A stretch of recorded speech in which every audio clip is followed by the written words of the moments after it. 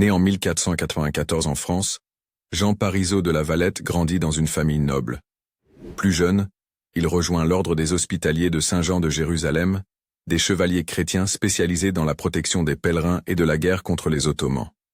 Son destin bascule lorsque l'Empire ottoman, dirigé par le sultan Soliman le Magnifique, expulse les Hospitaliers de l'île de Rhodes en 1522. Après des années d'errance, l'ordre reçoit une nouvelle base Malte. Mais cette île est petite et mal défendue. En 1557, Jean de La Valette devient le grand maître de l'ordre de Malte. En mai 1565, Soliman le Magnifique envoie une flotte de 200 navires et 40 000 hommes.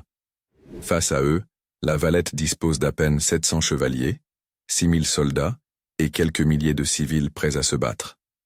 Dès leur arrivée, les Ottomans attaquent les forts de l'île. Le fort Saint-Elme, après un mois de combats acharnés, les défenseurs sont exterminés. Mais ils ont réussi à retarder l'armée ottomane et à tuer 8 000 ennemis.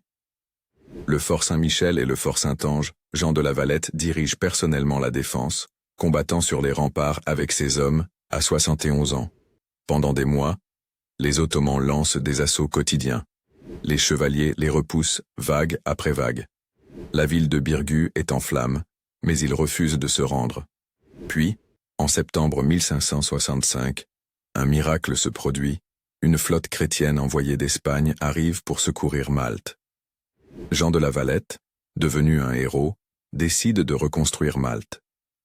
Il fonde une nouvelle capitale, La Valette. Suis-moi, abonne-toi,